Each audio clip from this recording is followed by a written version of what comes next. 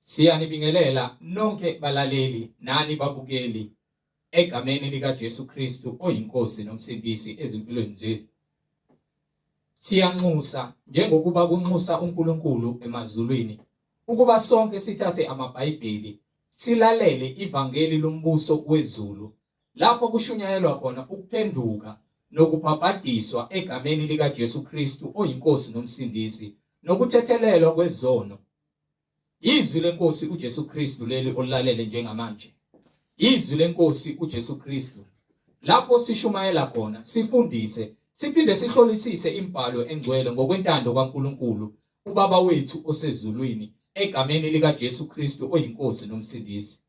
Kulabo abalalele emva kokulalela abafisa ukubhabhadiswa nalabo abanemibuzo mayelana neBhayibheli nalabo abanesambulo ubufakazi uJesu Kristu oyinkosi nomsindisi esekunikezile ubufakazi ukuba uthule kuzo zonke izindlebe ezilalele ezimisele ukuza ebungcweleni naseqinisweni ngobufakazi bakho ukuba nixhumane nathi kule mniningwane esizoyishiya njengamanje. Ngizoqala nge-email address ethi izwilenkosi.ujesukristu@gmail.com izwilenkosi.ujesukristu@gmail.com no my cell phone number no my WhatsApp number la ningakwazi ukuxhumana nathi khona ethi 066 566 9245 066 566 9245.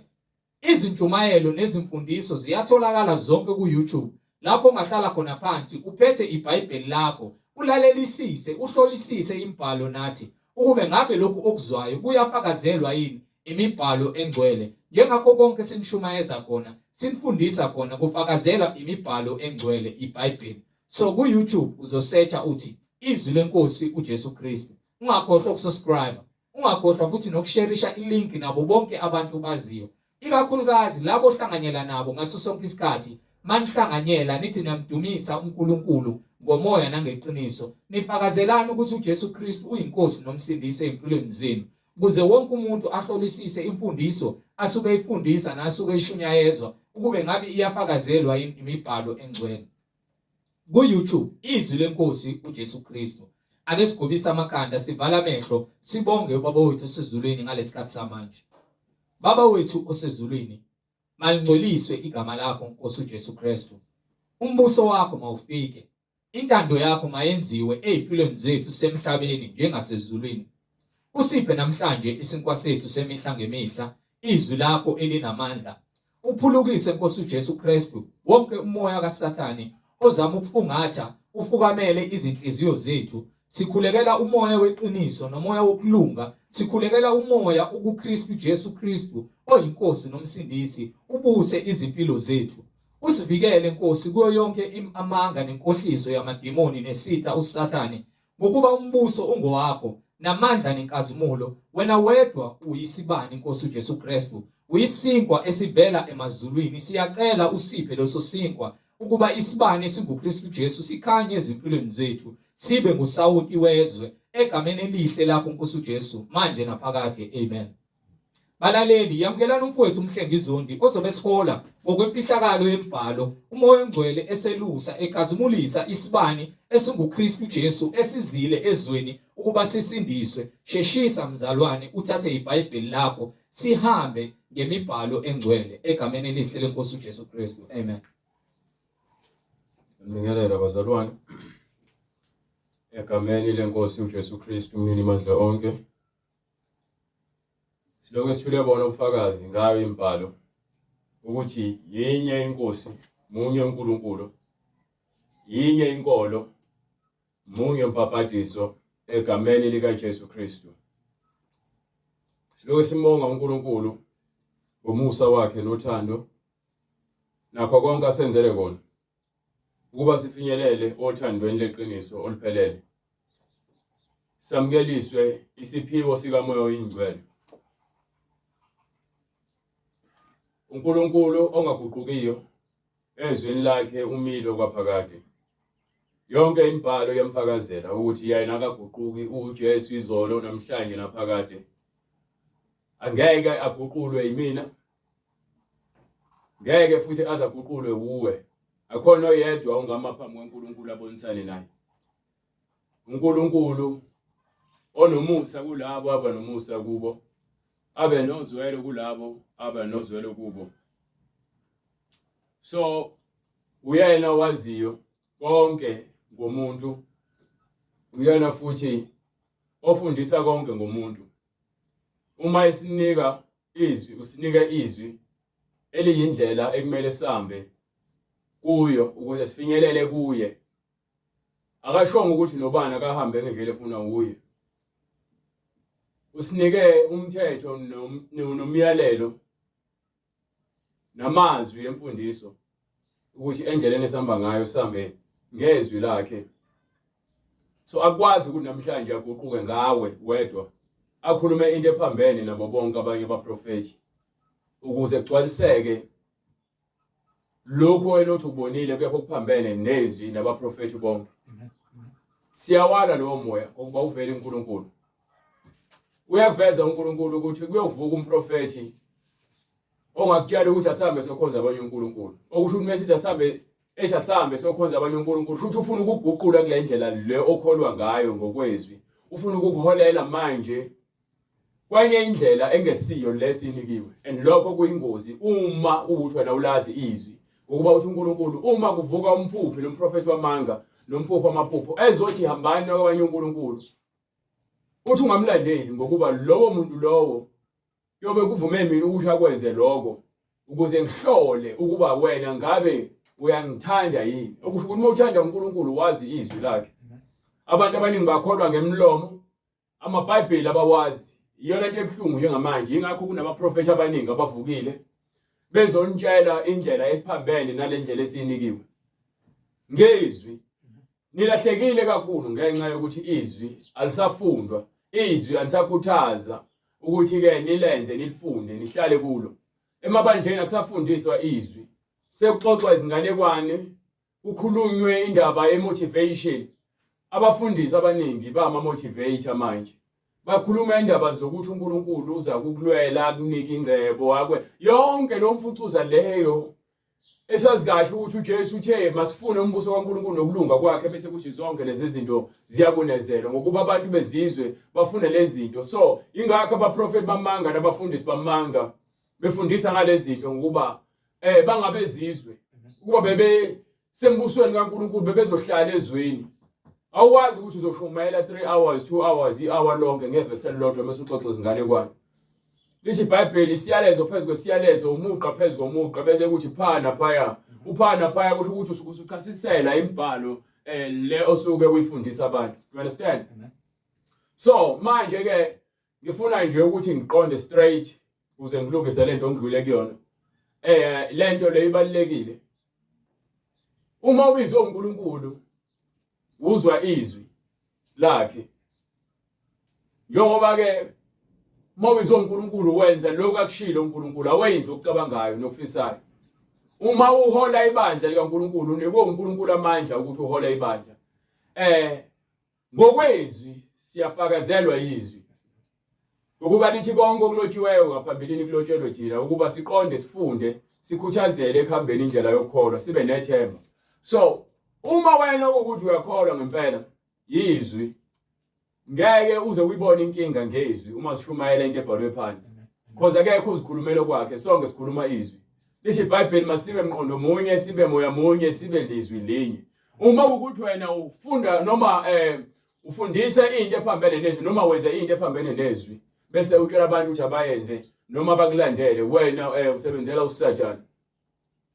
So sihlezi sikhuza ke imimoya ehlasele ebandleni ngabafundisi bamanga no mama umfundisi no sisi umfundisi. So manje kunomehluko phakathi kwebandla likaKristu, umzimba kaKristu, phakathi kwebandla likaKristu nebandla lakho. Yabona ibandla lakaShembe, ibandla lama-Roman Catholic Church, lama-Roman Catholic Church, lama-Roman Catholic. Bese kuzoba khona ibandla likaKristu. Wakhuluma noPetro ukuthi kuleli dwala uyakwakha ibandla lakhe. Okusho ukuthi wonke umuntu ushunyayezwa uJesu, asishunyayezwa uMaria, asishunyayezwa uShembe, asishunyayezwa uLehanyana. Sishumayezwa uJesu oweza emhlabeni ngesimo somuntu wazoba yinceku. eze ngamandla kaNkuluNkulu wagcwalisa konke ubuNkulunkulu wayesephinde ezulwini. Ngaphakathi kwebandleni wayesenika abantu izipho, wanika abanye kuba babe ngabaprofeti, abapostoli, abavangeli, abelusi nabafundisi. So ngaleyo ndlela leyo kubhalwe phansi ukuthi sinani. Umprofetikazi owesifazane kepha akakwazi ukuthi ame ebandleni afundise. Do you understand? Udlulisa izwi alinikwe uNkulunkulu ngesiprofeto sakhe. Akakwazi ukuthi ahole ibandla umprofetikazi. Khohlwa. Ungangitsheli ngoDeborah, uDeborah wayengaholi ibandla. Wakuthunyiwe uGideon, Gideon wayehamba naye. uGideon noba sengikhohliwe. So uma ethunyiwe, uthunywe ukuba anike uGideon imessage ukuthi akahamba empini. Kepha uthi uGideon ngeke ngihambe nawe. Ake ngihambe ngedwa ngifuna ukuhamba nawe. Akashonga ukuthi sihole, uthi ngihambe nawe. So njengoba ehamba naye ke akushonga ukuthi uyena oyohola ibandla. uGideon ibhaliwe ukuthi uGideon oyohola impi. So ngiwela kulento kulabantu abafuna ukuvika ngoDeborah. uDeborah mbeke eceleni ngokuba sinaye futhi uMiriam usisika Moses wayumprofetikazi. Liyacacisa iBhayibheli ukuthi wayumprofetikazi. Kepha wayengaholi ibandla. Kuphinde futhi kuvele ukuthi uba futhi omunye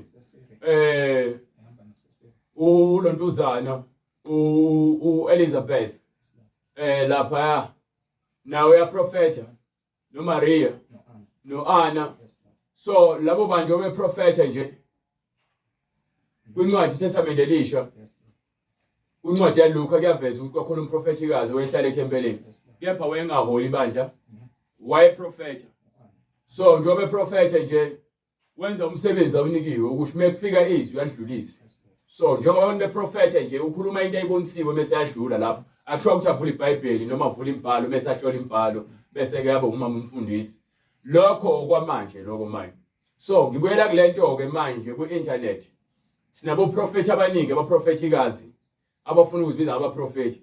Mokuthi nomoya kaNkuluNkulu wambulelwe ezweni uzoqonda ukuthi ngabe lo mprofetikazi uzikhulumela kwakhe noma ukwaNkuluNkulu. Ngokuba uzikhulumela kwakhe uzokhuluma into engasoze yenzeka. Noma profeti abantu yena kuphela umsebenzi wakhe akaprofeti ngezinto ezizokwenzeka zifike zenzeke. Babhizi ngabantu. Kunabantu abaloku bethi yazi uNkulunkulu ungibonisile ngawo. Kepha manje into ambonise ngayo ayenzeki. Noma ke ayisoze yenzeka. So ngibuyela kulento ke manje la esikuyona. Njengamanje sinosisi uyatrenda ku-internet. Abazalwane bayangibuza ukuthi kwenzakalani ngalesimo esikanje. Ubani uzibiza ngopastor Lungi, akayena upastor. Ya awuyena upastor sisi. Ngiyakutshela nje ngoba iBhayibheli liyaqondisa yonke into. Awuyena upastor futhi awusoze waba upastor. Akekho umuntu wesifazane ongaba upastor. Akekho futhi umuntu wesifazane ongaba umshumayeli. Akekho umuntu wesifazane ongaba umpostoli noma iapostoli. Akekho umuntu wesifazane ongaba umfundisi. Akekho umuntu wesifazane ongaba umvangeli. Ithi incwadi ngokuba umthetho umi kanjalo emabandleni kaNkuluNkulu, emabandleni wonke kaNkuluNkulu umthetho umi kanjalo. Lapha kwincwadi onginikele incwadi le yaseKorinte sahluko 14 funa uverse 35. Uma bethanda ukufunda utho, Uma umuntu wesifazane awuqala verse 34. Ngifuna ungitshele uma uzibiza ngopastor noma umama umfundisi noma umama umpostoli ukuthi uthini ngale verse leli. incwadi yokuqala kwaseKorinte isahluko 14 verse 33. Yes. Kwakuba uNkulunkulu kasiyo owesiyaluyalu. uNkulunkulu akayena umuntu wobuyaluyalu. So lo buyaluyalu esenabo emabandleni obeni. Kepha ngowokuthula. uNkulunkulu wokuthula lo esimlandelayo. Njengokuba kunjalo emabandleni onke abangcwele. Emabandleni onke abangcwele. Emabandleni onke abangcwele. Kunjalo uNkulunkulu unomthetho wodwa. Emabandleni onke abangcwele. Emabandleni onke. So zibuza ukuthi wena usebandleni labangcwele noma usebandleni lomuntu. Mawusebandleni labangcwele sizwa iBhayibheli thina abantu esikebandleni labangcwele. Abesifazane mabathule emabandleni. So uma uthi wena ubiziwe uJesu bese uzoma phambi kwebandla emva kwepulpit umuntu wesifazane uthi uzoshumayela kepha iBhayibheli lishi kanje abesifazane mabathule emabandleni. Okay, nanguke usisi Lungi usisi Lungi, right, uyabona into engifaka yona ngifuna ngikhuluma ngenye into wona uzongifaka enye into ekhanda manje iyangiphazamisa. Usisi Lungi lo upastor Mbumbulu ifake ya pastor, usisi lo uyifake angilwi naye, kunomoya ombambile, umoya kaJezebel. Lo moya kaJezebel umenza ukuthi abe nenkani, azonde into ekuthiwa uNkulunkulu. Yabona umuntu uma ezonda uNkulunkulu uzonda into uNkulunkulu ayiyalele ukuthi mayenziwe. Yabona uma uzokhuluma siswami Lungi uzothi ebandleni lakho amabhluku ayagqokwa, ebandleni lakho niyawafaka amawigi, kwikhwaya yakho kuzokwenziwa noma kanjani. Ikwakho lapho, ibandla lakho lelo, akulona lika Jesu. Ungalinge nje ubhanqe uJesu namanyala aprofethwa uDaniel asenzeka kwialtari njengamanje. Incithakalo leni ibonayo. We understand ukuthi uNkulunkulu mekhuluma ngoSamuel, ekhuluma noSaul, emtshela ukuthi ngokuba ukuhlubuka nenkani kuyisono, kuyefana nokuthakatha, kuyefana nokwambuka. Okuphe incwadi yokuqala kaSamuel sahluko 15 verse 22-23. Ngokuba ukwambuka kunjengesono sokubhula. Ukwambuka, ukuhlubuka ezwini nakumyalelo kaNkulunkulu kufana nesono sokuhamba uyobhula kumuntu onemimoya. Nenkani ifana nokukhonza izithombe namathefari. Inkani lena ke ebambe usisi. Lo moya lo, yabona lamadoda nabazalwane abake bandleni lakhe usisi Lungi. Anihambi noJesu. Anihambi ngoJesu. Uma benihamba ngoJesu noma nihamba noJesu, benizolalela izwi. Yabona indaba yokukhuluma kakhulu ngemizwa ayisebenzi ekungcweleni. Ayisoze yasebenza ekungcweleni. You understand? Ngisho ungama la ukhomba ipulpit uthi ikwakho vele. Usathane wamisa ama-altare amanga. So uJezebel naye wena abaprofeti abawu-400 ababedla etafuleni lakhe. Njoba namanje na-ke sinopastor besifazane abafuna ukuzenza abafundisi bakaNkulunkulu. Anibona nhlobo ukuba umuntu nomuntu okholwa iqiniso uzohamba ngezwi. You understand? Angikhathali ukuthi lento ngabe ikuphatha kanjani, mhlawumbe uyacasuka, angekela angilwi nawe. Ilo moya okubambile, okuyiwona okwenza ukuthi ube nenkani. Ukolozela izwi, ukolozela umhlengi. Ngisho ngangithuka mina phambi kwabantu. Ukolozela ini? Izwi. Ufuna ukujabulisa abantu. Lalela, ukuvunywa abantu kepha uNkulunkulu ekuphika akukwenzi ukuthi wena uNkulunkulu athokoze ngawe. uNkulunkulu uthi uyakuphalaza, akungcono ukuba bowubanda noma bowushisa ngokuba wena usivivi. So impakamo usathane uyakufaka kuyona ukuthi wena ungafuni ukuzwa izwi. Ngikhuluma nawe, ngikhuluma nabanye odadewethu abazibiza ngabapastor nabafundisi nabapostoli. Anisibona unje umbhalo kwincwadi yesambulo sahluko 2 verse 20. uNkulunkulu ukhuluma ngokuthi ke khona umoya kaJezebel obusayo emabandleni. Lo moya lo wenza ukuthi abantu besifazane bafuna ukubusa phezulu kwamadoda. Ngaleyo ndlela leyo benza ukuthi nina abantu bandukise. Kepha nginalokhu ngawe ukuthi uvumela owesifazane uJezebel ozisho ukuthi ungumprofetikazi afundise adukise izinceku zami ukuba zifebe. So we understand ukuthi mina njengoba ngimla angikwazi ukuthi ngivume ukuthi yenzeke lonto le. Hayi ngokwami, ngokweBhayibheli. Angikwazi ukuvumela umoya kaJezebel ubuse esontweni. Ozoholela abantu ukuthi baduke izinceku zikaNkulunkulu zilahleke. We understand ukuthi kule bandla kunamadoda akhona amemva kwakhe usisi lo uLungi. Basibiza yini abantu basekhwayeni abaculayo. Mawucula lapha yana wena uculela muphi uNkulunkulu? Uma lithi iBhayibheli wesifazane uma ezokhuleka noma ezoprofetha makamboze ikhanda lakhe, wena uzoholwa ushunyayezwe umuntu ongafuni ukuhamba ngezwi, aphinde futhi azophula umthetho othi ke umuntu wesifazane makafunde ukuthula. Kanti liphi iBhayibheli enishunyezwa ngalo? Noma yiphi iBhayibheli eninalo? Angeke ngithi ngizoba nomona mina nabantu abalambile abafuna ukwenza imali ngokuma kwi-pulpit. Ngincemela kwani uhlupheka kwami lokho engiyikho, ngihlupheke ngidlele wona udaba. Kepha ngoba ngiyakwazi ukuthi ngilale, ngidlile, ngigqoke, ngilokuphila, nginendawo yokulala, uNkulunkulu unomusa kimi.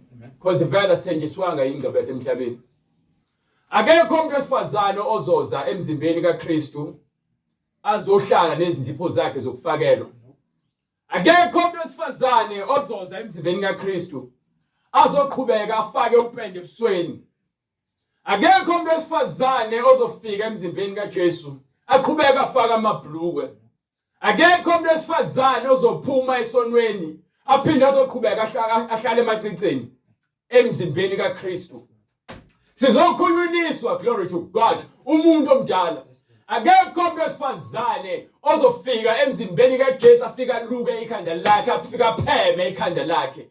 Yilo nalowo okushumayezayo lokufaka lowo moya uholwa usathane. Njengoba lisho iBhayibheli uJezebeli odukisa abantu bami. Ozisho ukuthi ungumprofeti. Uzitshela ukuthi ungumprofeti. Afundise adukise izinceku zami ukuba zifebe. Ngithi mina kuwena. Ngithi kuwena mina ulandela izwi noma ulandela abantu. Ngokuba uthi uJesu izimpumputhe zilandela izimpumputhe. And khona abantu abayizimpumputhe ngezinga eliphakeme kamoya. Ngokuba noma lingagcwala ibandla lakhe akuthi ligcwele abantwana bakaNkulunkulu. Umntwana kaNkulunkulu hamba ngezwi. Ngokuthi wena ebandleni lakho, ikebandleni lakho lapha kulona ibandla likaKristu. Angaze ngibe nebandla, anginalo ibandla. Nami ngisemzimbeni. uKristu kuphela ngumnini webandla. Noma ngabe umuphi umfundisi othi mekhuluma athi ibandla lakhe leli, elakho lelo bandla kulona likaJesu. Ibandla likaJesu lihamba ngeBhayibheli. Ngokuba into ebuhlungu nanokuthi uEnigma mekhuluma nabantu akafakazi ngezwi likaNkulunkulu eBhayibhelini. Uvela ukuthi uJesu uthe into ebuhlungu iyodwa nansi ukuthi uNkulunkulu ukwambulele izinto abantu abangazazi. Ezinye zazo bayazazi. Kepha wena akakwambuleli ngani phela ngokweBhayibheli ukuze yonke into oyishoyo ifakazelwe eBhayibhelini. Nangu khiye abantu bambona njengomuntu ohlakaniphile noNkulunkulu onaye ngokuba yini ukhuluma izinto mesathi uthe uJesu. Nangu khiye into edala ukuthi abantu bakuthuke kalunga kwazi ukukhipha lemoya kubantu ngokuba uNkulunkulu fanele phela akwambulele ngeBhayibheli ukuthi ngencwadi yami ngithe. Why singafinyeleli lapho noEnigma? Ingokuba akaholwa ulizwi. Izinto ezithathayo uzizwa ngabanye abantu. Ngokuba khona abantu abathula ubufakazi ku-internet. Uma uJesu ekhulumile nawe njengabanye abantu abake babona uJesu, uyafakaza ngezwi lakhe. Uthi mekhuluma nawe, ngeke uJesu uzokhuluma ngathi wena uhleze ekhuluma nawe. Athi uJesu yabona phela uyakhombisa athi bheka la. Wena waba nesibonakaliso ngo-90 bani. Kepha manje bese sibonakaliso ngathi senzeka zonke izinsuku ngathi uhlala noJesu. Indaba ilapho. Sengibuyela kulento leyo ukuthi ke ibandla elikaJesu. So uma uJesu ekhuluma nawe asihlole imbhalo phela. Singavumi izinto ngomlomo. Njengoba ngikhuluma nodadewethu lo uLungi ozibiza ngopastor engesiye. Ngimtshelela ukuthi naye aqonde ukuthi iBhayibheli ngeke sisiliguqule. Lamabandla enwamisayo noma niwavula nisebenzisa amanye amavesi eBhayibhelini bese niyeka lokhu okufanele nikwenze ngempela akwenzi ukuthi kube ibandla likaJesu lelo. So wonke umuntu othi uyafundisa ngeBhayibheli makahlale eBhayibhelini angaphumi.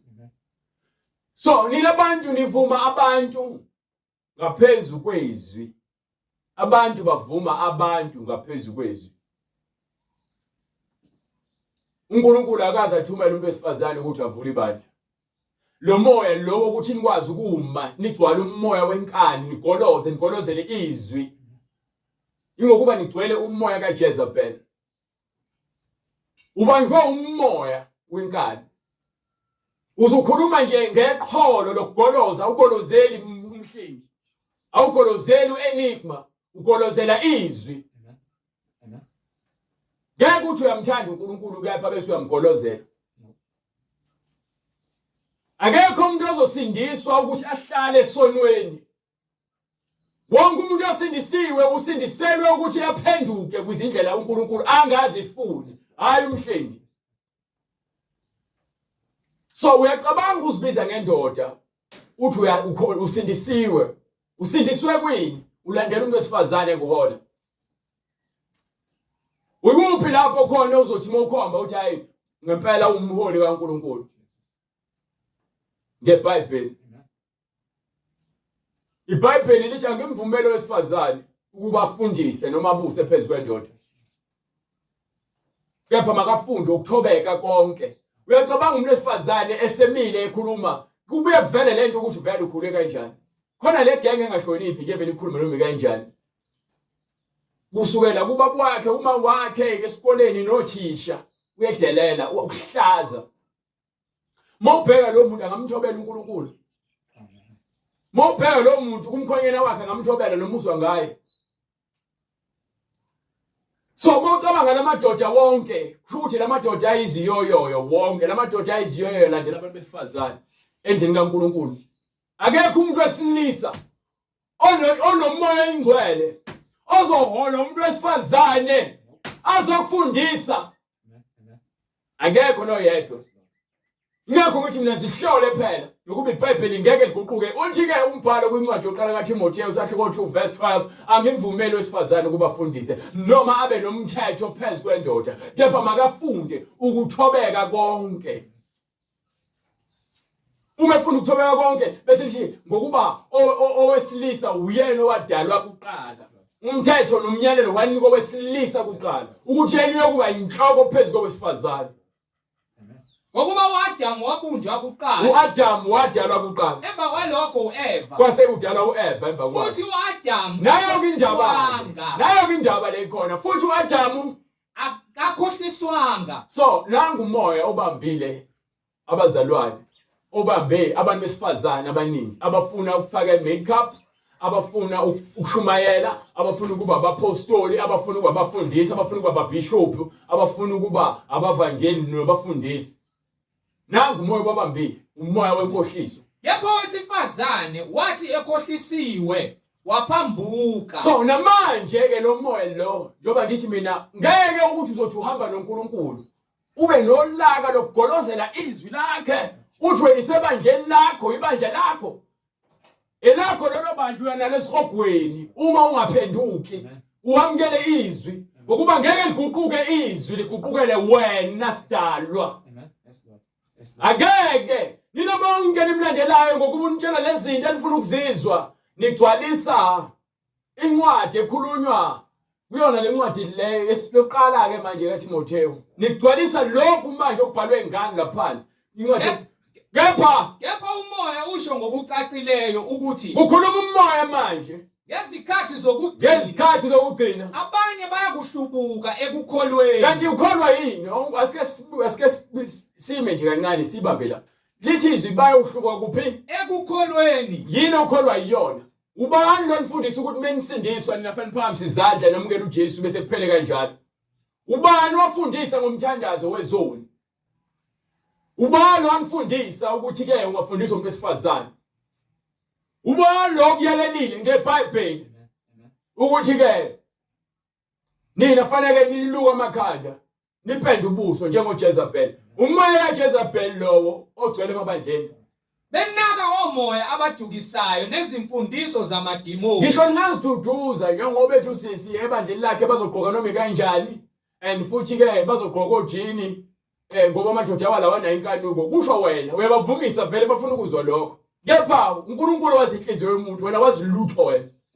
Uthi uNkulunkulu yena wazi inhliziyo yomuntu. Njengoba ekunika umyalelo ukuthi abesifazane ababasindisiwe mabagqoke ngokufanele abangcwele, nothi okubafanelayo njengabangcwele. No, into efanelayo angithi yabo njengoba nigqoke ama-Crocs ufuna ukubukwa ngawo kubulala ngempakamo. Yabo nje ugqoka isiketi esikuthayithayo nento eveza amabele ingokuba ugcwele umoya wempakamo. Lezo zinto ubuka zikufanela ukuba yini ugcwele umoya wenkanuko, ufuna ukubukwa. Awuholela abantu ezwini. No. Umoya wenkanuko ke kuzubone vele mokubambile ukubusa. You understand? Lo moya wenkanuko ubonakala ngokuthi ufake izinwele zani zokufakelwa. Akuzona zakho lezo izinwele lezo. Lapho usathana ukubambile ngenkanuko yokuthanda izinto, wafaka izinwele zokufakelwa, wafaka izinzipho zokufakelwa, wadweba umzimba wakho i-tattoo. So ngeke uthi wena awunawo umoya wenkanuko ekubeni wena ubanjwe umoya wenkanuko. Akekho umuntu onamadimoni ovuma ukuthi unamadimoni ngaphandle uJesu mesefikile emvumisa ukuthi mina nginemadimoni. Kepha yazini lokhu ukuthi ezinsukwini zokugcina kuza kuvela izikhathi ezinzima. Kuza kuvela izikhathi ezinzima. Ngokuba abantu bazakuba ngabazithandayo. Abantu bazakuba ngabazithandayo. Nabathanda imali. Abathanda imali. Nabazigabisayo. Abaziqhenyayo. Nabazindlayo. Onginike chapter 4 verse 1. Ngiyaqinisa phambi kukaNkulunkulu noKristu Jesu. Yes sir. Oyakwahlulela abaphilayo nabafileyo. Yes. Nangokubonakala kwakhe nombuso wakhe. Ngithi shumayela izwi. Uqinise noma kuyisikhathi noma kungesiso. Shumayela izwi uqinise noma kuthiwa isikhathi noma ngabe kuthiwa kusona. Yabona namhlanje awufanga ngaba ngishumayele ngalesikhathi, kumele ngishumayele ngo3 English service. But ke iBhayibheli liyangivuna ngishumayele izwi noma kuyisikhathi noma kungesona. Sola. Ngiyasola ke manje yabona dadewethu uLungi awuyena upastor. Yayizo lonto leyo. Kusho umhlengi zoni.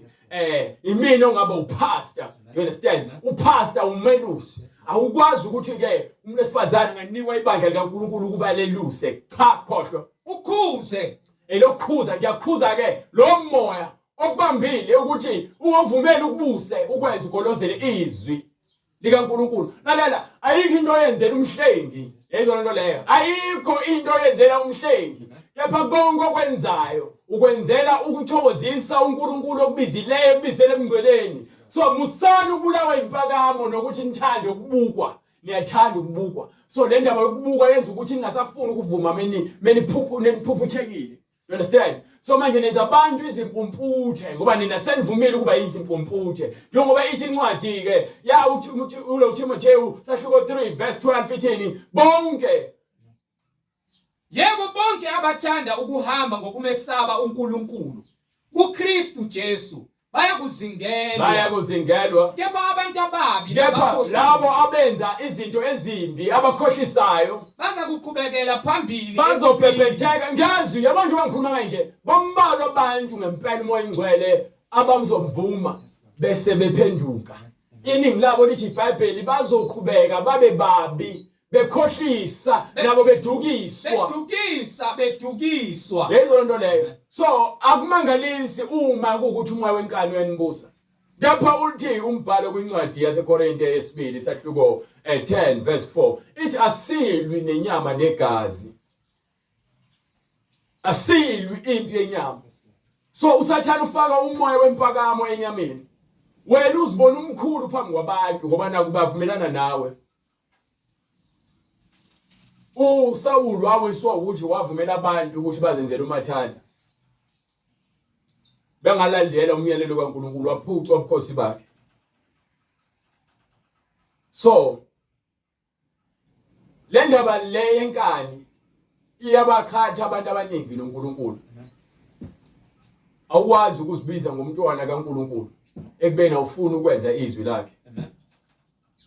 lithi asibe ngabantu abalizwayo balenze izwi kunokuba sibe ngabantu abazwa izwi bangalenzi ngoba thina safana nabantu abafile. Ukukholwa kwakho ufakazelwa imisebenzi yokuthi uma uzwa lokho kuyaleliwe ukwenza. Uma uhluleka ukwenza lokho kubhalwe phansi ngeke uze umthokozise uNkulunkulu. You understand? Ithini?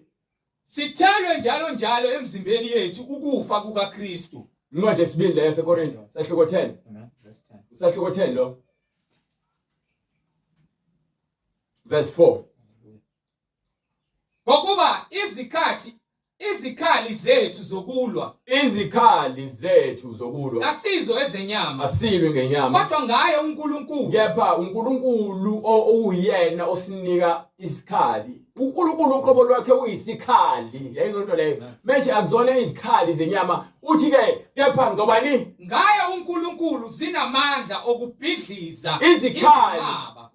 Izwi likaNkulunkulu lunguye. So bethi izwi lakhe liyinkemba. Uthi yena uyasika yena. Futhi akasika inyama yakho. Uhamba ejuleni kwenhliziyo kumoya. You understand? Bethi yena izwi lakhe liyisando. Kusho ukuthi yena uqobo lwakhe usebenza njengesando. Izwi lakhe lisebenza njengesando eliphihliza amagabade anenkani noma amatshe anenkani. Liwenza imvutho. Bethi ke uNkulunkulu ungumlilo ohangulayo. Uyasebenza njengomlilo mefika kwana azoshisa ububi bakho nesono sakho. Nentukuthelo yakhe futhi umlilo. Engakho ethi ke bonke abafa bengamfuni bayemlilweni ngokuba umlilo uyintukuthelo yakhe ulaka lwakhe lapho kuzosho khona bonke abantu abangafuni ukwenza izwi lakhe. So asilwi inyama negazi. Izikhali zethu akuzona ezenyama. Sisebenzisa iBhayibheli njengoba ubona siphethe iBhayibheli nje. Sihlola imibhalo ngokuba uthi uJesu kwincwadi kaJohane sahluko 5 verse 39, hlolani imibhalo ngokuba nithi kuyo ninokuphila okuphakade. Iyona efakaza ngami.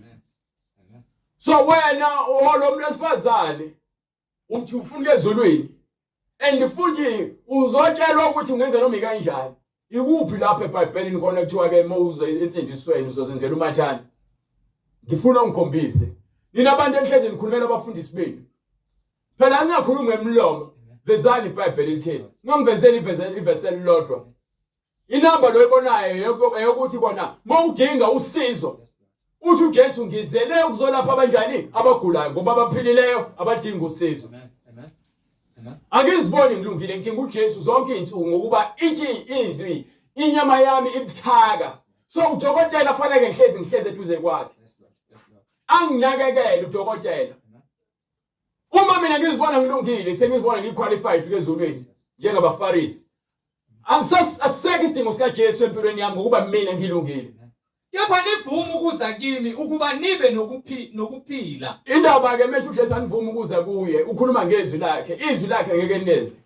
Kepha labaprofeti bamanga nalabo pastor bamanga abazenza abagcotshiweyo bebenitshela lezi zinto abantshela zona niyaya nigijima niyabakhokhela futhi izimali. Bahamba ngezimoto ezibizayo ngenxa yeni. Akunandaba nezimoto zabo ngoba zizofa zisalele emhlabeni.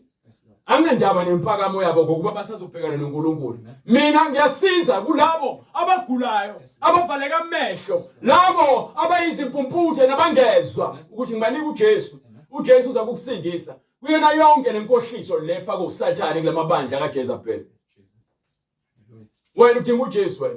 Awuzwe uNkulunkulu uthini kwiTestament elidala nje ukugcwalisela lento ukuthi ayikaze izilunge ukuthi uNkulunkulu avumele umuntu wesifazane ukuthi ahole indoda. Uthi ke lapha kwincwadi yaIsaya sahluko 3 ethi labo besifazane bayanibusa futhi njengoba benibusa nje bayanidukisa. Nebuswa abantu besifazane. Uma ukuthi uyalazi iBhayibheli mina ngilwi nabantu besifazane. Kepha yilowo nalowo wesifazane othi ngempela uyakholwa uzwa iBhayibheli ubeka impakamo le uSathane ayifaka kuEva ukuthi angalaleli uNkulunkulu. Uyibeka eceleni bese alalela uNkulunkulu ukuthi uthini afunde ukuthobeka. Inkinga omama nodadewethu abasakwazi ukuthobeka. Omama basakwazi ukutshela ingane zabo ukuba ingane zabo azikhuliswa yibona zikhuliswa yiTV, zikhuliswa ama-TV drama. Ngelinye ilanga sefuna uboma umfundisi ukuba ilalele umfundisi waphesheya. Abafundisi bakhona emabandleni but bakhonela mahala nje. As long as ikhona imali engenayo kubona banankinga bona. Bazovumela noma ngabe yini enzakala ukuthi yenzeke. Kepha iBhayibheli ngeke liguquke. Lithi incwadi abantu bami ke izingane ziyabacindezela. Izingane ziyabacindezela. Nabesifazane bayababusa. Nabesifazane bayababusa. Oh bantu bami. Oh bantu bami. Abaniholayo bayanidukisa. Lezi ndaba usho iBhayibheli. Abantu holayo bayanidukisa. Ngitshela wena ukuthi eliphi iBhayibheli ke livuna ukuthi ulandele umuntu wesifazane abe umama umfundisi wakho. Nginika incwadi phela eBhayibhelini. Bachitha indlela yemikhondo yakho. Nilahlekelwe indlela ekumele ngabe sihamba ngayo izwi likaNkulunkulu. Ungitshele ngempela ukuthi ufuna uyaNkulunkulu. Ufuna uyaNkulunkulu. Why pho uphikisa iBhayibheli? Ngoba phela uthi uJesu mina ngiyindlela neqiniso lokuphila. Uthi mina ngiyisinkwa esivele ezulwini. Uthi mina ngungulizwi. So uma ukuthi wena ngempela uhamba ngoJesu udlala isinkwa lesi asiphakela bonke abantu abalandela yena esiyizwi lakhe uphuza kunomthombo kamoya amanzi akhona angapheli othi uma waphuzile bese kuthi esifini sakho gobhoza imifula ubungeke uphikisane neBhayibheli into enza ukuthi liphikisane neBhayibheli ngokuba ke uthi omunye umbhalo njengoba nje uJesu anifuni ukuza mina ngoba naku aninaku ukuphila bese athi lapha yana kwincwadi yakhe uJohane futhi ahluko 9 lapho khona indoda ivulwa amehlo bese kubizwa abazali bayo bebuza kuthiwa le ndoda ngempela yazalwa ingaboni ngempela ibona ingaboni bathi bona yebo siyazi siyamzala engaboni kepha ukuthi ubona kanjani asazi bese ethi ke bese ethi umbhalo ke ukuba babesaba ukuthi abazali bakhe basho lokho ngokuba babesaba abaJuda. Babesaba abaJuda. Ngokuba abaJuda basebevumelene ngokuthi uma ekhona ovuma ukuba unguKristu lakhishwe esinagogeni. You understand ukuthi manje bangasutshela lo mfundisi wakho ukuthi lo mama umfundisi omlandelayo noma lo sisi osibiza ngopastor mangasumtshela ukuthi iBhayibheli likuvumela uzokhipha ebandleni. Uzoxoshwa ngoba wena uzophazamisa umbuso kaSathane obusayo kulelo sonto namanga kaJezebel agcwele umoya wenkani obusayo kulelo sonto lelo. Wena mesubona uJesu mesubona yena yedwa bazokukhipha ngaphandle. You understand? So bonke abantu ababezovuma uJesu njengenkosi kwakumele bakhishwe kumasinagoge abantu babesaba. You understand? Mina ngeze intando yami ngeze intando kaJesu and intando yaJesu uma ukuthi wena uyayazi izokwenza ukuthi ungikhoze kamoya sibe ubhuti nosisi. Kepha intando kaJesu uma ungayazi izokwenza ubone mina ngisitha sakho noma ke engathi ngiyadelela noma mina ngazi ukuthi ngisusuthuma. Izoma la ngizosola ngiqondise ngiyale.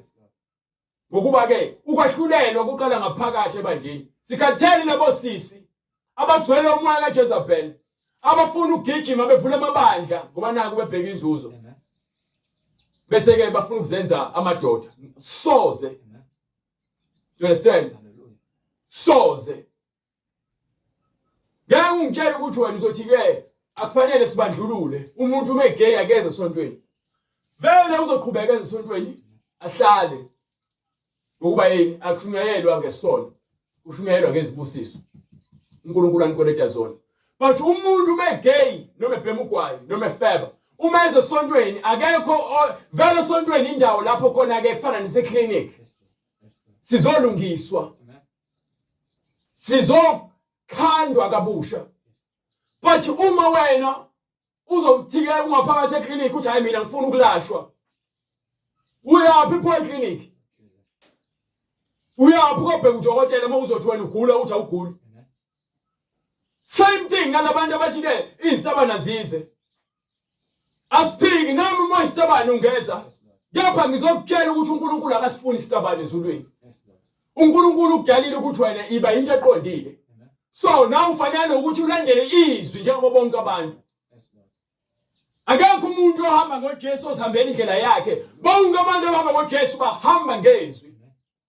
Ngokuba kuyakuba khona isikhathi abangikuvuma ngaso isifundiso esiphilileyo. Kepha ngokwezinkanuko zabo. Ngenxa ukuthi ngifuna ukuza ebandleni noma ukuthi ngizokhonza ngokwezinkanuko zenu. bayakuzibuthela abafundisi njengokupatshwa kwezindlebe zabo. Awucabangi iBhayibheli likutshele into oyiyona njengamanje oyenzayo. Uyazazi ukuthi wena usebandleni lamanga. Lo khona wenza umathanda, niyajola nama dating app, nenza yonke lemkhuba kunama party, kuya celebrate ama birthday. Umfundisi umama umfundisi ubizwa ngomama umfundisi noma umfundisi wakho ubizwa ngodate. Yeah, kwenziwa zonke lezi zinto lezi asezweni. Bafulathelisa izindlebe zabo eqinisweni. Abalifuna iqiniso. Yadela ngikutshele mina ngitshela ukuthi ngime la ngikhululeke ngoba ngiyazi ukuthi uJesu akaguquki. And uthe angenze njengoba ngithi nje uthi lezwi leli mangishumayele. You understand? Le uphinde lithi lapha yakule ncwadi le verse 16 ngifuna verse 16 wa 3. Chapter 3 verse 16 utheni yonke imibhalo iphefumulelwe nguNkulunkulu. So lembhalo nje iphefumulelwe nguNkulunkulu akusho ukuthi uNkulunkulu utheke yona. No, okusho ukuthi lembhalo iqhamuka ngayo uNkulunkulu wayinika abani abapostoli wayinika abaprofeti. So iphefumulelo uyena ngokuba bakhuluma izinto abazizwe ngaye batshela thina abantu abafuna ukuhamba lempilo yobungcwele. Wena into enyanyisayo ingokuba uyisihlubuki unenkani uba nje umoya kaJezebel. So lo moya onkani wenza ukuthi wena ungafuni ukuzwa motshelo. Baphambukele ezinganekwaneni. Yazithanda izinganekwane. So, ngithi mina ngizokutshela nje, angifuni ukumosha isikhathi esiningi. UPastor Lungi akayena uPastor kaJesu. Jesu akaza athumela abantu besifazane. uJesu mefika emhlabeni uNkulunkulu oqala nje uthi kuthumele indodana yakhe, akathumelanga indodakazi yakhe emhlabeni. Mefika le ndodakazi le ndodana lemhlabeni izokhetha amanye amadoda awu12 ukuthi babe ngofakazi. Noma ke esefile uJudas Iscariot azange bakhethe babheke uMary Magdalene nokwabanye abantu besifazane, babheke omunye umuntu wesilisa bamkhetha. Kwatholakala ukuthi kunenkinga ebandleni yokuthi kwabelwana amaGreek namaHebrews, amaHebrew noma amaHebrews. Kwasekuthiwa akubizwa amadoda awu7 agcwele ukuhlakanipha nomoya ingcwele. Wakhetha wona ngoba abavangeli basebenza imisebenzi kaNkulunkulu. Akhona eyodwa incwadi ethi uNkulunkulu wathumela abantu besifazane ezizweni zonke ukuba babe ngabapostoli, babe ngabafundisi. Inhlobo uJesu azange athumele umuntu wesifazane ukuthi ahamba ayofakaza ngaye njengomntwana. Umuntu wesifazane wasukumela yena wawatshela ukuthi ngimbonile ongitshele izindaba zami zonke. So abantu basebenza kuJesu waze wafundisa uJesu. Bakholwa uJesu, abakholwanga umuntu wesifazane. Angaze ngisho umuntu wesifazane mina ngivumela ukuthi akhulume. Uvumela ukuthi acule. Uma kukhona ufakazi afuna ukukuthula, ukhuluma nomfundisi okuyena ohola lelo bandla lelo. Bese emva kwalokho umfundisi amnike iplatform. Akame emva kwepulpit. Uma lapha phambi kwepulpit. Bese emva kwalokho akhulume ngobufakazi bakhe. Akashumayeli, khuluma ngobufakazi bakhe. Kepha bese eqala efundisa sevula iBhayibheli. Lo muntu wesifazane lowo iBhayibheli lithini ngaye lapha kwincwadi yaseKorinte yokuqala esahluko 14 verse 34. Angivumeli ukuba abesifazane mabathule emabandleni. Akhiwa ukuthi abesifazane kuthiwa abesifazane mabathule emabandleni ukuba kabavunyelwe ukuba bakhulume. Abavumelwe ukuba bakhulume. Kepha mabazithobe njengokuba usho njalo nomthetho. So into yokuqala uSathane into ayenzayo ukususa umoya wokuthobeka kunini abantu besifazane. Uyathatha afaka umoya wempakamo. Yabona into oyibona eTV noma uyibona enze omunye umuntu iwrong. Ngoba nangi ivela eTV noma mhlambe edumile. Ubone ukuthi loyo into right. Kanti cha. Nayi into eyinkinga. Yabona uTD Jakes, Joel Austin. Labo bantu abantu abangazi bababone ngathi benza umsebenzi kaNkulunkulu. Kepha bashumayeli ukuphenduka njengoba iBhayibheli lithi bashumayeli kumele koshunyele igama uphenduke egameni lika Jesu. Akaze kuthunyelwa umuntu wesifazane babhabhadisa amadoda. Ababhabhadisani futhi bebodwa. Ababhabhadisani alikho ibandla labantu besifazane lodwa. Manje kuzowenza kanjani ukuthi uJesu uzofika abe inhloko yebandla bese kuzoba ubani inhloko mekuthele abantu ibandla labantu besifazane kuphela? Ubani uzoba inhloko ngoba phela ufike kube uJesu bese kube indoda bese kube umuntu wesifazane ngaphansi kwendoda. Manje bese nisusa indoda sekwenzakalani? Imix yande. USathane uniphuca ukuqonda anishiye nomoya ongathandi ukulalela. Khona ngisho abazalwane esihamba nabo njengamanje. Abantu basindisiwe. Usathane sebafaka umoya wenkani. Abasalizwa izwi. Sebezwa abantu abathi banobufakazi ka-YouTube kuphela. Kepha ezwini abazilutho. Mawuthi bachazela ngale zinto ezishoyo abantu ezingezazi ukuthi ziphambene nezwi, abezwa ngoba bathi hayi phela umuntu ukhuluma noJesu ngqo. Angeke ngize ngikuphoqe ukuthi ukholwe. Kepha lithi iBhayibheli ukukholwa kuvela ngezwi, izwi likaNkulunkulu. Izwi ngaphambi kokuthi kube khona indaba zokuthiwa bemehlangene noJesu, uJesu umekhombisa abantu izinto bavulela ngeBhayibheli. Mekuthiwa sokwahlulela, kuthiwa leBhayibheli sokwahlulela ngalo nani phambi kwakho. Kwincwadi yeSambulo kuthiwa sokwahlulela ngembhalo. So mina ngiyantshela mina, lithi iBhayibheli ke, maningaboshelwa ejokeni linye nabangakholwayo. Phumani kulamabandla lawo aholwa abantu besifazana abazibiza ngabapostoli nababishop. Angikhathali ukuthi noma amukele esikoleni, ungiyele esikoleni ngoba naku usathane vele ufuna ukukunika qualification yokuthi uzibone uqualified ukuthi ungaba phambi kwamadoda wafundisa. Angeke ngivume ukufundiswa umuntu esifazane ebandleni. Nasho ukuthi nginenkani ukuba iBhayibheli iyangivuna ukuthi lokho ngakwenzi. Ngokuba kunakuhlanganyela kuni kulunga nokungalungi. So mawukuthi wena uthi ulungile ngoba naku uthi uJesu ulungile. Uyena okulungisayo uJesu. Uthi umbhalo kwincwadi yaMathewu sahluko 5. Lapha yana ke kule phase egcineni uJesu wesekutshela uthi masiphelele ngokuba ubaba wethu usezulwini uphelele. Haleluya. Masiphelele. So ngeke uziphelelise wena, ngeke uphelelise usisi lomphambi kwakho. Athi ke uyafundisa. Asike ngabapheleleyo. Haleluya. Wesifazane akaluki ongcwele, akalipendi ikhanda lakhe, akazifaki izinto zokufakelwa, akawupendi umlomo wakhe. Mawukuthi uyawupenda umlomo wakhe futhi wena utshela uNkulunkulu ukuthi lo mlomo wakudala nawo awuthandi, wena ufuna lo opendiwe. uJezebel lo. Mawukuthi uNkulunkulu athi ke ungafaki imakeup, ungapendi ubuso bakho. Wena uthi wefuna ukupende futhi uNkulunkulu wena akakuthandi, wena usafuna ukuzakha kabusha ube ile ndlela lokuthi uyibuke esibukweni ubone ngathi umuhle kanti inkohliso. Unakuzwana kuni uKristu noBeliyali na? Uma ukuthi uNkulunkulu into lezokufakela ungazifaka wena uzifaka ungaluki wena uthi uNkulunkulu kwakumele akudale kuyilento ofuna ukuba yiyona njengoba uzenza njengamanje kanti wena inkohliso usathana.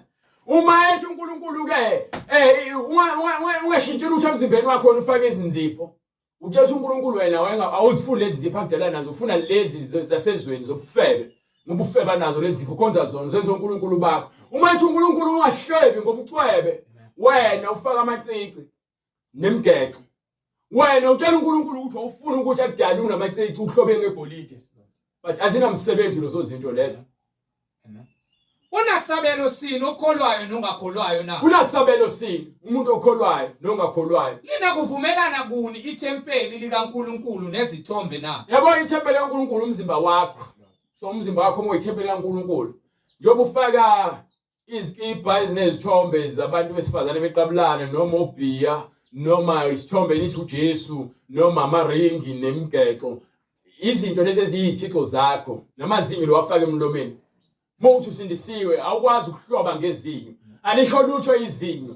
So izinto lezi ezikhukhumeza inyama yakho ukuthi wena uzibone umuhle ngokwenyama. Ngokuba thina siyithempeli likaNkulunkulu ophilayo. Thina siyithempeli likaNkulunkulu ophilayo. Njengokuba washo uNkulunkulu ukuthi uthini? Ngiyakuhlala phakathi kwabo. Ngizahlala phakathi kwabo. Ngihambe phakathi kwabo. Ngihambe phakathi kwabo. Ngiyakuba nguNkulunkulu wabo. Ngiyakuba nguNkulunkulu wabo. Bona babe ngabantu bami. Bese beba ngabantu bami. Ngakho ke manje ke phumani phakathi kwabo. Phumani ebandleni lapho khona umuntu esifazane khona ethi umfundisi. Phumani lapho mokuthi ngempela ufuna insindiso. Uzohlala kanjani indlu yisha uthi wena hayi uNkulunkulu khona la uzongisindisa. Ngeke usindiswe endlini eshayo. Leyo ndlu leyasha izobo. You understand? Nahlukane nabo. Phuma lapho. Phumani bayekeni labo besifazane abaniholayo. Bayindukisa. Phumani kubona lifune izwi likaNkulunkulu. Yekani uba amavila. Uthi umbhalo ke abantu bami bayabhubha bayaphela ngenxa yokuswela ulwazi. Ulwazi ke niyalinqaba. Ulwazi itholakala ngeBhayibheli. Ayikho incwadi ehlakaniphe edlula iBhayibheli ngoba liphefumulelwe uNkulunkulu. nahlukane nabo yahlukanani nabantu abangakholwayo kusho inkosi ningathinti okungcolileyo bese ningasathinti lutho abakwenzayo niphume kubona makuthune sikhundla lapha kwikhwaya phuma khona makuthune sikhundla lapha esikuholela imali ngoba ngenxa yokuthi kwenziwe izinto eziphambene nezikaNkulunkulu phuma lapha ningathinti okungcolileyo ningathinti okungcolileyo khona ngiya kunamukela ukuze uNkulunkulu akwamukele ufuna uqala ushiya imisebenzi yayizona nto leyo shiya imisebenzi yayizona nto leyo ishiye imisebenzi yasebumnyameni ishiye ukuba izwi lizele lokho ukuthi vele lizokushiyisa imisebenzi yasebumnyameni ngeke ukhonze uNkulunkulu nemisebenzi yakhe engcolile uthi wena uNkulunkulu ke uthokozile ngawo wena uyazithokozisa ngalokho uyaziduduza awuzwe incwadi yamaroma sahluko 6 verse 12 ngithi verse 12 uthi uthini ngifuna ukuzwa ukuthi uthini khona uzo understand ukuthi yabona wasithi ke sipheqa imibhalo siyayivezela ukuthi iBhayibheli liphelele ungathi hayi iBhayibheli leziphikisa no wena uphikisa iBhayibheli ngenxa yenkanuko ekubusayo you understand ukuba yithi abakwenyama abanako kwenyama so wena ubuka iBhayibheli ngamehlo enyama thina sibuka ngamehlo kamoya ngokuba sinikwa ngomoya so sihamba ngokomoya sihambe ngokwenyama wena ubhizi ufuna izinto ezokwenza ukuthi wenze into oyithandayo ngeBhayibheli khohlwa khohlwa angikadeli ukuthi ngoba uthini ubani ngabiza ngisho umprofeti wakho nompostoli wakho lokuphethe othi uyinhloko yebandla wena ushumayela ngaphansi kwakhe uyena ovumela ukuthi umuntu wesifazane eshumayela isikhohlakali leso you understand anginako ukuthi ngiyindoda ngiyoreporta umuntu wesifazane ebandleni kuthiwa umholi wami uyinhloko yebandla you understand ukuthi sekuphelile lapho ngami ngenxa ukuthi ke ngenza into ephambene nezwi akikho lento ngami angithwele umoya empakamo anginankinga nabantu besifazane yonke into inomthetho nendlela yeNkulunkulu ayimise ngayo eBhayibhelini ebandleni lakhe ngakho makungabusi isono emzimbeni yenu so asihlukaneni lesono ngakho makungabusi isono emzimbeni yenu ofayo nize nilalele izinkanuko zawo singabuswa ile mzimba le uyafa lo mzimba ukuba lo mzimba uholela ekutheni lokuhlela esonweni uzilandulela uzugcina sokufile wabe esikhogweni umphefumulo wakho ngenxa ukuthi uvumele inkanuko yenyama yakubusa you understand futhi ninganikeli izitho zenu esonweni yayizolonto leyo iBhayibheli lihleli into ekumele ngabe yafundiswa yile akusambozwa amakhanda kugqokwa iziqephezane kugqokwa ama-leggings kugqokwa into eziveza ama-cleavage uzongitshela ukuthi inkanuko ayikho lapho hayi kahleni bo faka ama-crocs amacici kupenda ubuso abafana nabo amaskini jean aveza izitho zabo zangasese izikiphe ezithight ebandleni kuzokwenziwa nje ifashion bese uzongitshela ukuthi ibandla likaJesu lelo kuphi eyiphi into efakazela into eniyenzayo nje yodwa ebandleni ngaphandle ukuthi nifuna umnikelo nishumela umnikelo lo nje chayi iBhayibheli yafuna umnikelo no wena usebenzisa iBhayibheli uzowena gcwalise lesisi sakho lesilambathi ningangizonda mina but niyazi ukuthi uma ukuthi uneqiniso ngempela usohamba nawe usiyobheka ukuthi yonke into engishoyo ayifakazelwa neBhayibheli bese ungitshela into ekhulunywa yilo muntu omphambi kwakhe ukuthi uyafakazisa ngeBhayibheli kusukela kwi-minute lokuqala evula umlomo wakhe aze yovala kwi-minute lokugcina kule hour noma 2 hours awushumayelayo noma bakhuluma nje izinto ezintante emoyeni bathanda ukwenza imfanekiso nezinto engazi ukuthi ziyisambulo you understand you understand hallelujah so lento leyo izokala motivation usathane yakwazi ukuthumela abaprofeti bakhe incwadi yesibili yaseKorinte sahluko 11 verse 13 noma verse 12 usathane yakwazi ukuthumela abaprofeti bakhe nabapostoli bakhe usathane uqobo lwakhe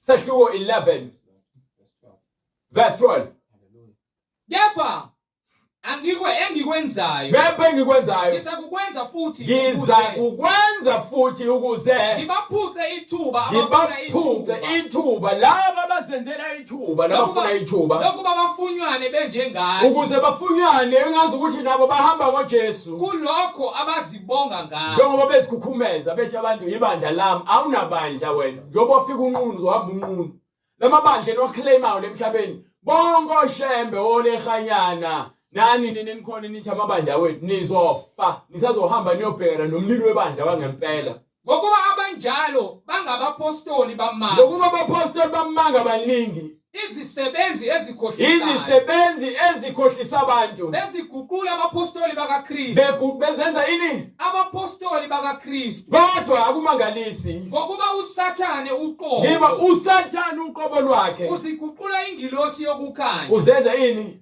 ingilosi yokukhanya ngeke uzuvume yabona into engikhulumeza ngayo uwayivuma kuphela uma uNkulunkulu evumile ukuthi wena usindiswe uma engavumanga uNkulunkulu ukuthi usindiswe ngeke uzusindiswe bazothi kanjani ngokuba uNkulunkulu uthi ngenxa yenkano nayo ngiza kukuyeka uma uNkulunkulu ufuna abantu abanjani abathobekileyo lezo nto leyo so uNkulunkulu uma ukuthi wena uyalizwa izwi lakhe liyayisebenza inhliziyo yakho uyakusindiswa ngepha uma uzibona ulungile wena uzobheka mina ugolozele mina ngokuba vele ubanjwe lo moya kaSathane ofuna ukuthi wena ube nenkani njengawo uSathane engilosi yobumnyama kepha zenza ingilosi yani yokukhanya ngakho akuyinto enkulu uma nezikhonzi zakhe so nezikhonzi zikaSathane ziziguqula izikhonzi zokulunga bazenze ingakho ngithi mina ke abantu vele beza ngegama likaJesu bavula amabandla kepha imisebenzi yenziwa ngaphakathi akuyona kaJesu umehluki lowo esukuphela kwazo kuyakuba njengokwemisebenzi so yazo bonke abesifazane abanamabandla noma baholana noma banika iplatform yokuthi bashumayele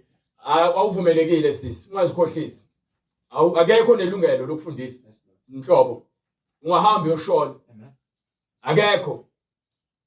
akekho mkhulu Nsibande hayi akekho umuntu esifazane nelungelo ukuthi abe phambi kwebandla ashumayele afundise unephutha mkhulu unephutha nje elikhulu mkhulu kufanele nje uvume phambi kwaNkulunkulu ukuthi uyona ngokuba iBhayibheli ngeke liziguquke uthi umbhalo kwincwadi yaJohane esahluko 10 uJesu batshela ukuthi hey mina ngilodana kaNkulunkulu bathi ke bafuna ukumshaya uthi umbhalo lapha yana ke incwadi yaJohane esahluko 10 verse 34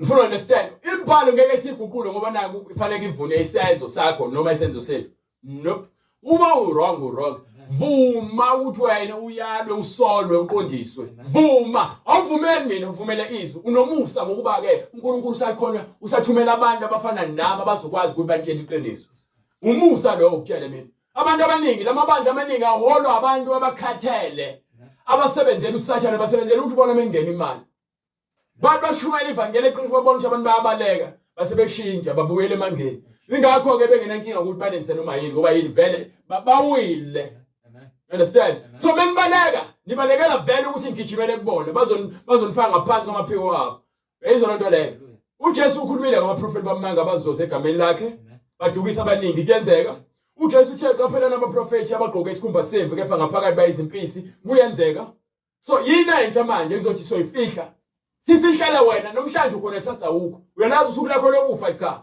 pho why uphela ngazi ukuthi wazi yonke into banike uthela uJesu waphendula wathi akulotshiwe yini emthethweni wakini awucabange uthi uJesu uthi akubhaliwe ukuthi izinto zonke ezenziwayo ebandleni fanele sibhalwe phansi akulotshiwe emthethweni wakini ukuthi ningonkulunkulu na nina ningonkulunkulu na uma wathi bangonkulunkulu uma uNkulunkulu wathi bona bangonkulunkulu eleza kubo izwi likaNkulunkulu okuyibona abamkela izwi likaNkulunkulu nombhalo ungeqiwe ngokuba nembhalo le yabona ke le nto ngikhuluma ngayo engifuna ukuthi ngihlale kuyona lithi iBhayibheli umbhalo ngeke uthi njani ungeqiwe ngeke siweqe umbhalo izona nto le ngikhuluma nawe sisi ozibiza ngopastor noma uzibiza ngomshumayeli noma uzibiza ngapostoli awusiyena ngokuba umbhalo ngeke siweqe ngikhuluma nawe mkhulu Nsibane ngoba uthi wena ke umuntu wesifazane uyamvumela eshumayele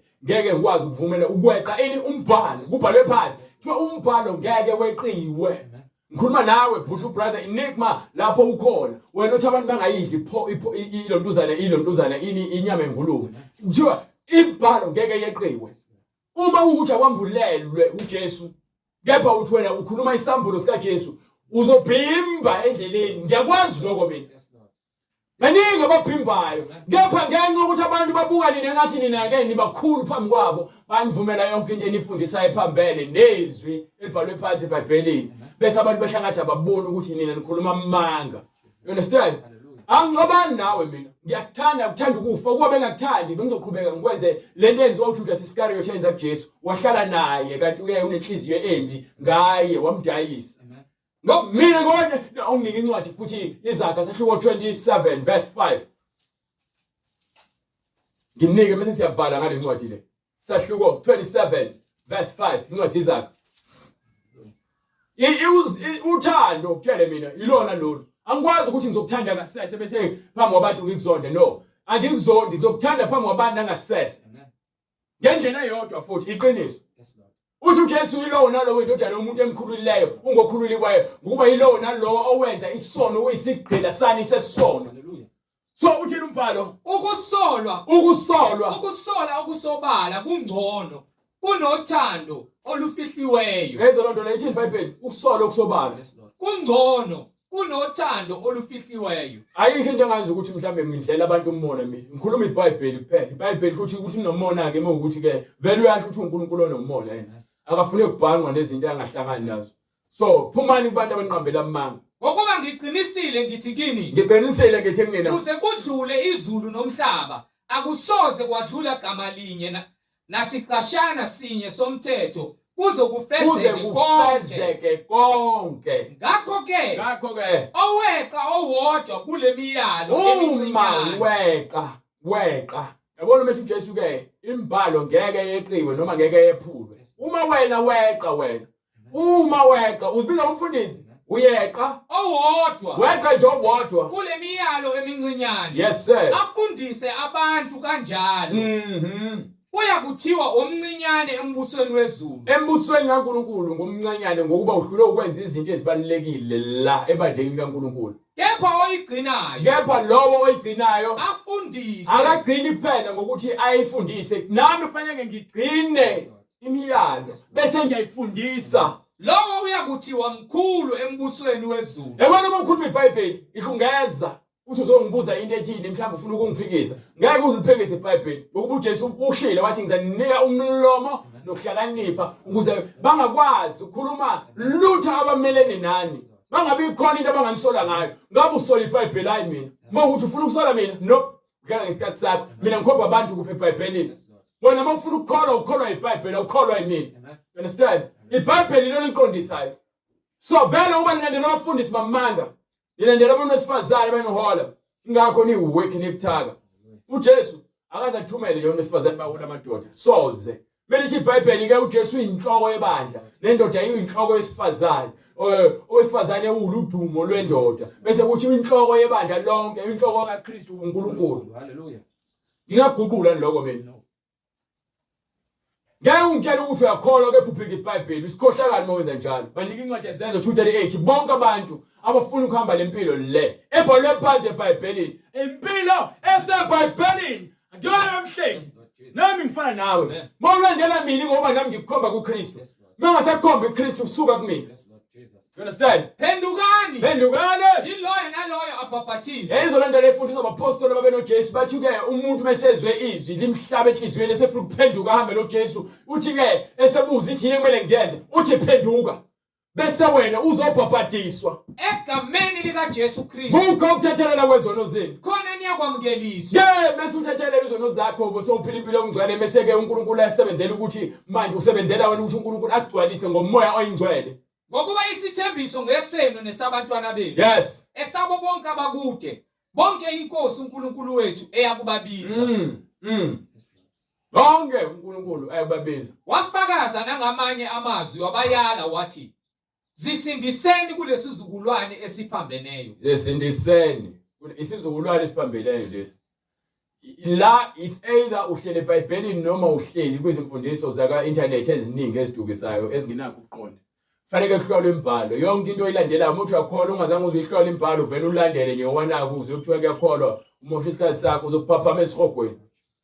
Bonke abantu abafuna ukubhabhadiswa nabaphendukayo befuna ukubhabhadiswa egameni likaJesu Kristu njengokusho kwembhalo baza kusithinta kule mniningwane oyibonayo kwi-screen. uNkulunkulu uza kuyenza indlela ukuba wena ungene emanzini uphile lempilo uNkulunkulu akwabele yona njengokuba ulotshiwe phansi eBhayibhelini. Hayi ngomlomo yabantu, hayi ngezinkanuko noma ngemizwa, ngeBhayibheli. Jesu Kristu inkosi. Siphinde sibonane uNkulunkulu evumile ngomgqibelo ntambama ngayo 3 o'clock uNkulunkulu asigcine siphinde sibonane.